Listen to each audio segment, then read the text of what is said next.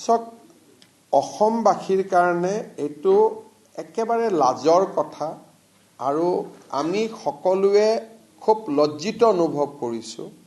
যে যি ধৰণে সংসদত ভাৰতীয় সেনাবাহিনীৰ ওপৰত আমাৰ অসমৰ সাংসদ এজনে যি ধৰণে কমেণ্ট কৰিলে তেওঁ ইমানলৈকে গ'ল যে মিছাইলটো ওচৰৰ পৰা কিয় নামাৰিলে দূৰৰ পৰা কিয় মাৰিলে সো ইমান ডাঙৰ বিজ্ঞানী যে সেনাই মিছাইলটো ওচৰৰ পৰা কিয় নামাৰিলে দূৰৰ পৰা কিয় মাৰিলে তো ভাৰতে যদি 3000-4000 কিলোমিটাৰ লক্ষ্য ভেদ কৰিব পৰা মিছাইল বনাইছে এইটোতো সেনাবাহিনীক অভিনন্দন জনোৱা কথা আছিল তো যিটো ভাষণ দিলে সেই ভাষণটো শুনি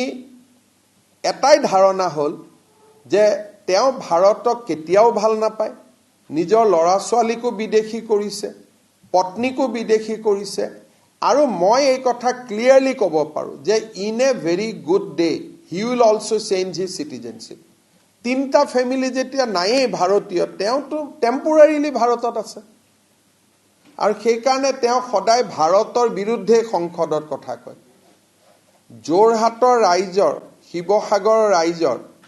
স্বাধীনতা আন্দোলনত কিমান বৰঙণি আছিলে দেশৰ স্বতন্ত্ৰতা সাৰ্বভৌমত্বত যোৰহাটৰ এটা অনবদ্য বৰঙণি আছে অসম আন্দোলনলৈকে সেই স্থানৰ সংসদগৰাকী আজি পাকিস্তানত গৈ হিৰো হোৱা আমাৰ কাৰণে লাজৰ কথা আৰু এই গোটেই ঘটনাটো অকল এইটো নহয় কালিৰ ষ্টেটমেণ্টটো আপোনালোকে নজৰত পাইছে কিন্তু যদি 2014 চনৰ পৰা তেওঁৰ সংসদত ভাষণ আৰু প্ৰশ্নবিলাক চাই প্ৰত্যেকটোৱে পাকিস্তানৰ সহায় কৰিব পৰা প্ৰশ্ন গতিকে তেওঁৰ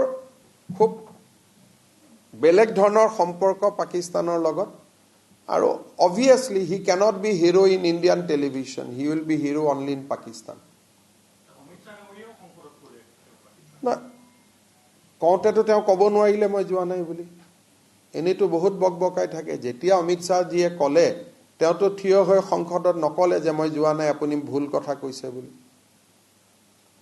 গতিকে তেওঁ অকল আপোনালোককে বনাব পাৰে বাকিটো কাকো বনাব নোৱাৰে